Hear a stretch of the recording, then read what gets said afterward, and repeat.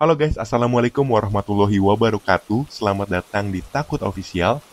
Sadar nggak sih, kalau makin banyak pelawak di TV atau medsos? Sadar juga nggak sih guys, kalau makin banyak pelawak keren yang naik ke permukaan? Kalau biasanya kan yang gue sadari nih, rising star tuh kalau nggak pesinetron, pemain film atau penyanyi, pelawak ada juga sih. Tapi kayak nggak banyak seperti sekarang gitu loh. Jadi gue nggak tahu sebenarnya yang mikir atau sadar gini tuh gue doang atau ada yang lainnya. Takutnya kan pertanyaan yang tadi gue sebut karena emang guanya aja yang kemakan sama tren atau algoritma.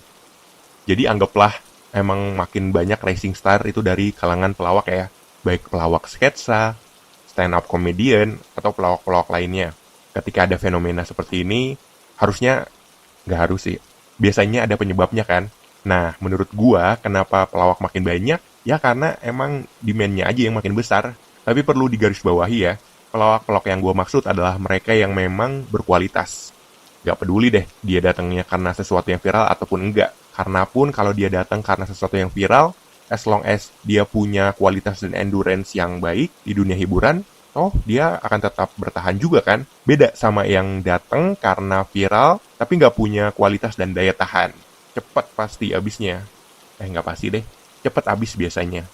Nah, maksud dari demand yang tadi gue bilang itu adalah demand dari penonton. Gue perkirakan ya, dari banyaknya para penonton yang emang berselancar di dunia maya, mereka tuh pure cari hiburan aja gitu.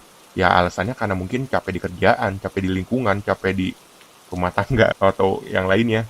Dan hal-hal itu yang ngebuat industri lucu-lucuan jadi alternatif buat healing. Ya nggak sih guys? Sorry sih kalau sotoy.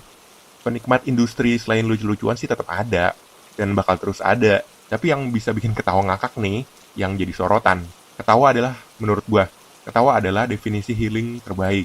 Bukan ke Bali anjir. Tapi ke Bali boleh juga sih. Selama lu masih punya duit untuk itu ya nggak jadi masalah. Hmm. Oh, definisi healing yang murah meriah adalah ketawa. Nah ini yang cocok, tepat lah istilahnya. Mungkin semenjak pandemi, stress level orang-orang tuh kayak makin naik gitu. Ya mau gimana lagi, banyak yang kena PHK, banyak yang usahanya bangkrut, nggak bisa ketemu pacar, nggak bisa ketemu mantan.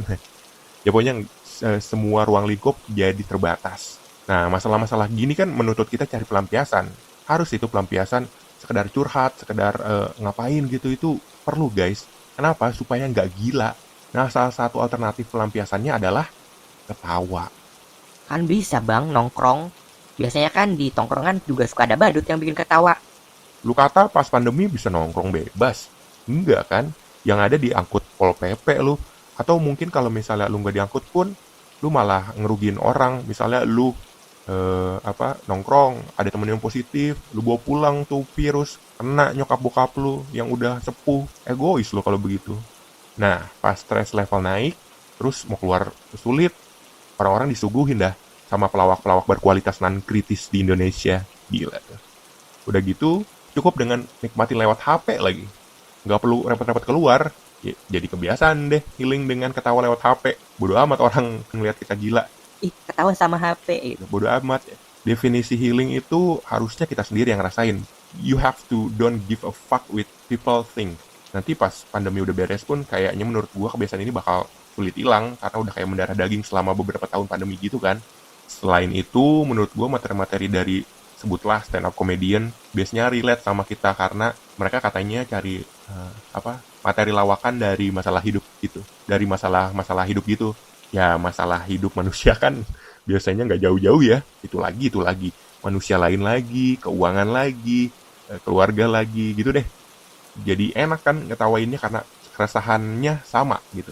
Ibaratnya ngetawain masalah hidup bareng-bareng lah. Kalau di tongkrongan kan biasanya ngetawain orang. Jangan bohong lu, materi badut tongkrongan biasanya ngecengin anggota tongkrongan yang lain ya kan. Kasian lah yang diketawain, apalagi kalau yang diketawain kita sendiri. Nah ini bukan masalah main kurang jauh karena sakit hati habis dicengin temen. Dia tuh cuman nggak tahu hot buttonnya gua gitu.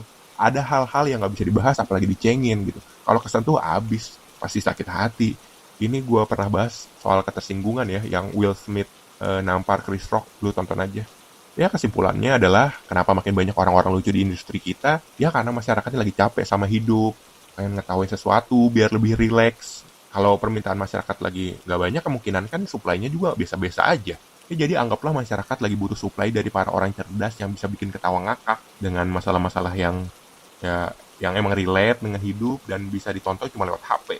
Jadilah banyak pelawak-pelawak yang naik daun gitu guys menurut gua. Thank you yang udah mau dengerin. Gua langsung pamit. Assalamualaikum warahmatullahi wabarakatuh.